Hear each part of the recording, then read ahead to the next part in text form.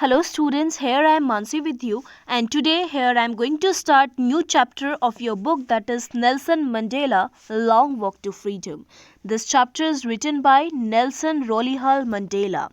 So students, in this one chapter we will read about Nelson Mandela. Now what is this Long Walk to Freedom? This was an autobiography. ठीक है, ये autobiography है किसकी? Nelson Mandela की. Now let me tell you about autobiography. Autobiography होती है तब कोई पर्सन अपने बारे में खुद ही लिखता है, that is known as autobiography. अपने बारे में खुद लिखना. ओके तो ये लॉन्ग वॉक टू एक फ्रीडम एक बुक थी, ऑटोबायोग्राफी थी नेल्सन मंडेला की. उसी में से छोटा सा पार्ट आपकी बुक में गिवन है about Nelson Mandela. Okay so before starting the chapter let me give you the brief introduction of this chapter. बेटा नेल्सन मंडेला कौन थे? जैसे अपने इंडिया में हम हमेशा बोलते हैं फादर ऑफ नेशन किसको बोलते हैं? हम याद करते हैं महात्मा गांधी को, right? In the same way south Africa में हम फादर ऑफ नेशन किसको बोलेंगे? नेल्सन मंडेला को. What is the reason behind that? Because Nelson Mandela की वजह से वहाँ पे एक अपार्थाइड सिस्टम था जिससे वहाँ के लोग बिल्कुल फ्री हो गए थे. जिस तरह से हमारे यहाँ पर ब्रिटिशर्स थे, ब्रिटिशर्स का कब्जा था, हम लोग उनके वो लोग हमारे यहाँ से चले गए. इतने सारे फ्रीडम फाइटर्स ने लड़ाई करी, राइट? उसमें महात्मा गांधी भी थे. इन द सेम वे यहाँ पर नेल्सन मंडेला ने इस सिस्टम के अगेंस्ट लड़ाई करी. अब ये अपार्थाइड सिस्टम क्या था? Apartheid system that was a racial discrimination. Okay it means colour के बेसिस पर किसी के साथ डिस्क्रिमिनेट करना, भेदभाव करना, दैट इज़ अपार्थाइड सिस्टम. और अफ्रीका में Nelson Mandela, let me tell you students, Nelson Mandela कहाँ से बिलोंग करते थे? He belong from South Africa. Okay South Africa में यह अपार्थाइड सिस्टम था. इट मीन्स ब्लैक और वाइट पीपल्स के बीच में बहुत ज़्यादा डिस्क्रिमिनेशन होता था, भेदभाव होता था. और इसी सिस्टम से फ्री करवाया था किसने साउथ अफ्रीका को? नेल्सन मंडेला ने फ्री कराया. क्लियर है? एंड इसी सिस्टम की वजह से उन्होंने इतनी लड़ाई करी है ना. इसकी वजह से नेल्सन मंडेला को 27 ईयर्स प्रिजन में रहना पड़ा, जेल में रहना पड़ा. ठीक है. Now let me tell you the more thing about Nelson Mandela. Yeah, here you can see the date here, that is 10 May 1994.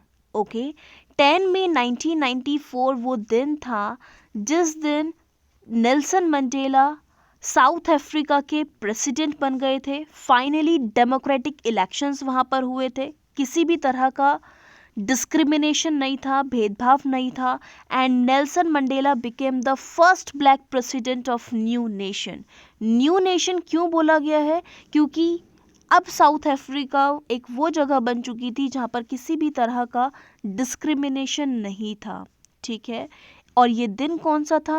10 मई 1994. This you have to remember. Okay and see here you can see autobiography is given, that already have told you. Okay थोड़ा सा और Nelson Mandela के बारे में देखते हैं.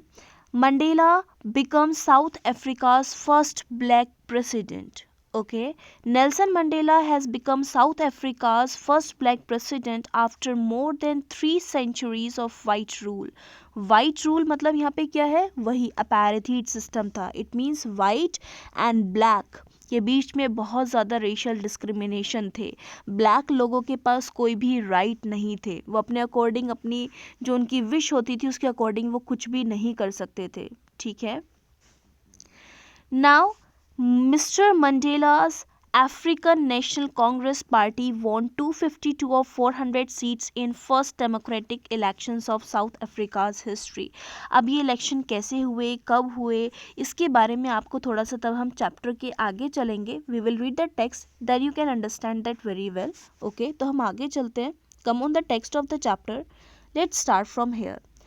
10th May already I have told you the date. That was 10th May 1994. Okay so here 10th May dawned bright and clear. For the past few days, I had been pleasantly besieged by dignitaries and world leaders who were coming to pay their respect before the inauguration.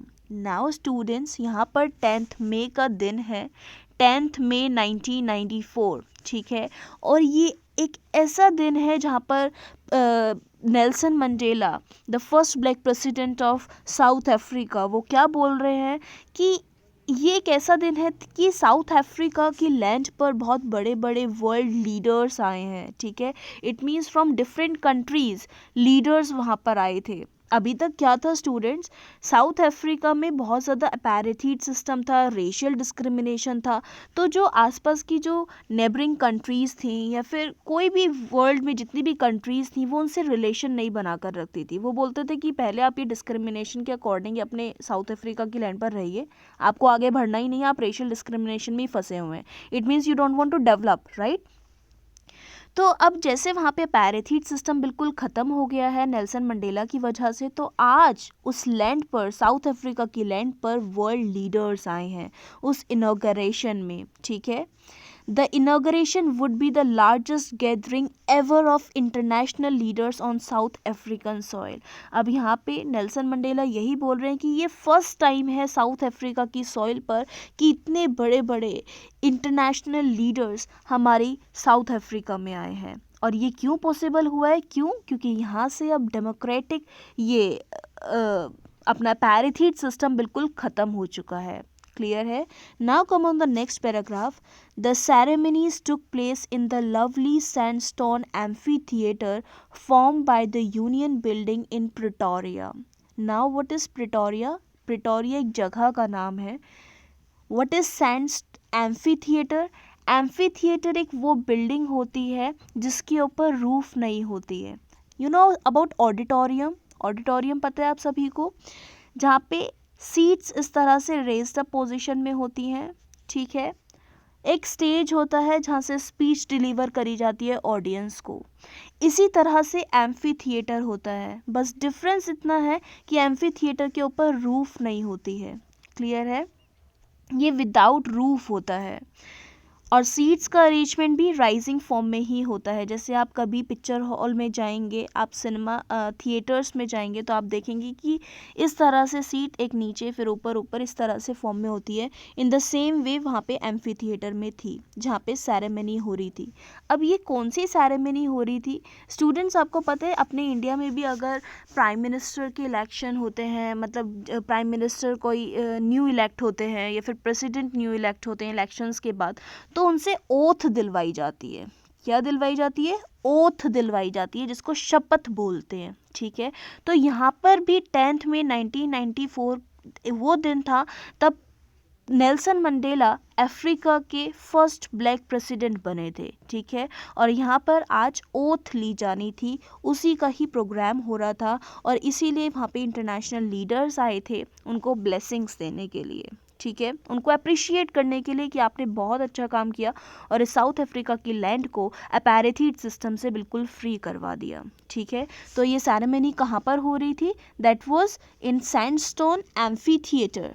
Amphi theatre अब ये कहाँ पर है? Pretoria में है। For decades, this has been the seat of white supremacy, and now it was the site of rainbow gathering of different colors and nations of installation for the South Africa's first democratic non-racial government. Now अब इसका मतलब क्या है कि decade से, दसियों साल से ये जो सीट थी ये किसकी थी? यहाँ पे इस एम्फी थिएटर में, इस जगह पर सिर्फ और सिर्फ कौन लोग बैठते थे? वाइट लोग बैठते थे, वाइट सुप्रीमेसी के लोग बैठते थे। क्यों? क्योंकि यहाँ पे पैरेथीड सिस्टम था और बस यही लोग सुप्रीम थे। लेकिन 10th में 1994 का ये जो दिन है, यहाँ पर आज उस एम्फी थिएटर में रेनबो गैदरिंग है। रेनबो गैदरिंग से मतलब क्या है? वहाँ पे वाइट पीपल्स भी हैं, वहाँ पे ब्लैक पीपल्स भी हैं और वहाँ पे इंटरनेशनल लीडर्स भी हैं। क्लियर है? तो रेनबो गैदरिंग है। रेनबो में डिफरेंट कलर्स होते हैं ना, तो इन द सेम वे आज उस एम्फी थिएटर में डिफरेंट लोग बैठे हुए हैं, ठीक है, डिफरेंट कलर्स के लोग बैठे हुए हैं, it means black and white both are sitting at the same place, and nations for the installation of South Africa's first democratic non racial government. और आज ये वो दिन है जहाँ पर आज first time non racial government बनी है, ठीक है। Now let's see, come on the next paragraph. On that lovely autumn day I was accompanied by my daughter Zenani. So now Nelson Mandela की बेटी का नाम क्या था? ज़ेनानी। ऑन द पोडियम, पोडियम क्या होता है? आप स्टेज पर आपने देखा होगा जिस पर खड़े होकर स्पीच डिलीवर करी जाती है, स्पीच बोली जाती है, भाषण बोला जाता है, उसी को हम पोडियम बोलते हैं, okay. So on the podium mister de Klerk was the first sworn in the second deputy president, then Thambo Mbeki was sworn in as first deputy president when it was my turn. अब यहाँ पर क्या बताया जा रहा है? मैंने आपको अभी बताया था, तब भी कोई न्यू इलेक्ट होते हैं, चाहे वो प्रेसिडेंट हो, प्राइम मिनिस्टर हो, कोई भी हो, उनसे ओथ दिलवाई जाती है, ठीक है, उनसे शपथ दिलवाई जाती है कि उनके क्या क्या राइट्स हैं, उनको क्या क्या करना है, राइट। तो इसी तरह से थैम्बो मैपिकी ने सबसे पहले सॉर्न किया, शपथ ली, ओथ ली। अब यहाँ पर क्या बोल रहे हैं Nelson Mandela? When it was my turn, अब मेरा टर्न था बोलने का। और इन्होंने क्या बोला? That is important for your examination. I pledge to obey and uphold the Constitution and to devote myself to the well-being of the Republic and its people. Now what he is saying here कि मैं हमेशा obey करूँगा, uphold करूँगा अपने Constitution को. Now students, what is Constitution? अपना India का भी एक Constitution है, right? कितने दिन में तैयार हुआ था अपना इंडिया का constitution? 2 year 18 months and 11 days में अपना पूरा इंडिया का कॉन्स्टिट्यूशन प्रिपेयर हुआ था, ओके। वेल, यहाँ पर हम साउथ अफ्रीका की बात कर रहे हैं, तो कॉन्स्टिट्यूशन क्या होता है? Let me tell you. Constitution that is a book जिसमें सारे सेट्स, रूल्स एंड रेगुलेशंस लिखे होते हैं, क्या गवर्नमेंट को करना है, क्या हमारे फंडामेंटल राइट्स हैं, क्या हमारी फंडामेंटल ड्यूटीज़ हैं, each and everything is mention there, okay. So यहाँ पे नेल्सन मंडेला क्या कह रहे हैं कि मैं हमेशा अपने कॉन्स्टिट्यूशन को ओबे करूँगा, उसका कभी भी मैं उसका हमेशा सम्मान करूँगा, and to devote myself to the well being to the republic and its people, और हमेशा यहाँ के लोगों से अच्छे से वेल बिहेव रखूँगा, कभी किसी को हार्म नहीं पहुँचाऊँगा। To the assembled guest and the watching world, अब जितने भी वहाँ पे असैम्बल्ड मतलब सब लोग वहाँ पे इकट्ठे हुए थे, तो उनसे नेल्सन मंडेला ने क्या बोला? I said today all of us do by our presence here confer means here give glory and hope to the newborn liberty. liberty का मतलब क्या होता है? freedom. liberty का मतलब क्या होता है? freedom, okay? तो यहाँ पर अब नेल्सन मंडेला क्या बोल रहे हैं कि ये आज का दिन हमारे लिए एक न्यू बॉर्न लिबर्टी का दिन है, न्यू बॉर्न लिबर्टी। आज से यहाँ पे कोई रेशियल डिस्क्रिमिनेशन नहीं होगा, किसी के साथ भेदभाव नहीं होगा। Out of the experience of N extraordinary human disaster that lasted too long must be born a society of which all humanity will be proud. Now what he is saying कि ये जो हमने इतने सालों से है ना, हमने ये पैराथीट सिस्टम को झेला है, इस लैंड की लोगों ने डिस्क्रिमिनेशन को झेला है। अब आज के बाद यहाँ पर ऐसा कोई भी डिस्क्रिमिनेशन नहीं होगा। यहाँ पे अब हर एक इंसान के पास, हर एक पीपल के पास लिबर्टी है, ठीक है। lasted too long must be born a society of which all humanity will be proud. Now he is saying कि अफ्रीका को हर कोई याद करेगा कि किस तरह से हमने सालों तक इस पैराथीट सिस्टम को झेला, लेकिन इतने सालों बाद हम लोग इस पैराथीट सिस्टम से फ्री हो गए, और हमको इस बात पर प्राउड फील करना चाहिए that now we all are living in a liberty, that we all have liberty. Okay, we who were outlaws not so long ago have today been given the rare privilege to be host to the nation of the world on our own soil. We who were outlaws का मतलब यहाँ पे क्या है? Let's see here, that is given in your book. Because of its policy of apartheid, many countries had earlier broken off diplomatic relation with south Africa. वही जो मैंने अभी आपको बताया था कि पहले जितने भी कंट्रीज़ थी वो साउथ अफ्रीका से कोई भी रिलेशन नहीं रखते थे. ठीक है, चाहे वो कोई बिजनेस रिलेशन है, किसी भी तरह का रिलेशन नहीं रखा जाता था. लेकिन आज 10 मई 1994 का ये दिन है कि सारे इंटरनेशनल लीडर्स हमारी सॉइल पर आए हैं. And we should be proud of this thing. हमको प्राउड फील करना चाहिए. We thank all of our distinguished international guest for having come to taken possession with the people of our country of what is after all common victory for justice, for peace, for human dignity. Now वो यहाँ पर क्या कह रहे हैं कि हम आप सभी लोगों के थैंकफुल हैं, है ना, कि आप सब लोग हमारी सॉइल पर आए हैं, आप सब लोग साउथ अफ्रीका की लैंड पर आए हैं, है ना. और यहाँ पर अब हर एक इंसान के पास अपनी विक्ट्री, मतलब कि जीत, आज हम लोग की इतनी बड़ी जीत हुई है कि हम इस अपार्थाइड सिस्टम से बिल्कुल फ्री हो गए हैं. अब यहाँ पर पीस है और हर एक इंसान की ह्यूमन डिग्निटी है. डिग्निटी मतलब सेल्फ रिस्पेक्ट है. ठीक है, किसी को नीचा नहीं दिखाया जाएगा, किसी के साथ किसी भी तरह का डिस्क्रिमिनेशन नहीं किया जाएगा. Come on the next paragraph. We have at last achieved our political emancipation. What do you mean by emancipation? Emancipation का मतलब होता है फ्रीडम फ्रॉम ऑल रिस्ट्रिक्शन. मतलब जो भी आज तक आपके ऊपर बाधाएं लगाई हुई थी, आप उन सब से फ्री हो चुके हैं, आपको फ्रीडम मिल चुका है. Like just take an example, white peoples को राइट होगा वहाँ पे एजुकेशन का, ब्लैक पीपल्स को राइट नहीं था एजुकेशन का. बहुत सारे ऐसे एग्जाम्पल्स हैं. ठीक है, तो लेकिन अब वो क्या हो गए, एमेंसिपेट हो गए. इट मीन्स वो सभी रिस्ट्रिक्शन से फ्री हो चुके हैं. We pledge ourself to liberate all our people from the continuing bondage of poverty, deprivation.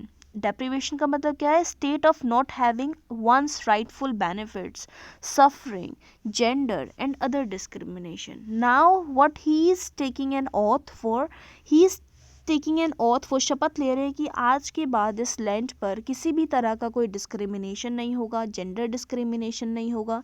Gender discrimination का मतलब क्या होता है? लड़का लड़की में कोई फ़र्क नहीं होगा. ठीक है, कोई सफ़र नहीं करेगा, कोई डिप्रीवेशन नहीं होंगी, कोई बॉन्डेज ऑफ पॉवर्टी, ऐसा कुछ भी हमारी लैंड पर नहीं होगा. हम हर रिस्ट्रिक्शन से फ्री हो गए हैं. चाहे कोई अमीर है, कोई गरीब है, कोई लड़का है, लड़की है, ब्लैक है, वाइट है, हर एक के इक्वल राइट्स होंगे. ठीक है, never never never again shall it be that this beautiful land will again experience the operation of one by another.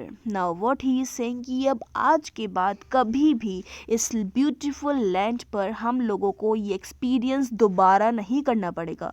Experience दोबारा क्या नहीं करना पड़ेगा? वही अपार्थाइड सिस्टम. ठीक है, जो रेशियल डिस्क्रिमिनेशन होता था वो अब हम लोग को कभी भी सहना नहीं पड़ेगा. We are free from all restrictions.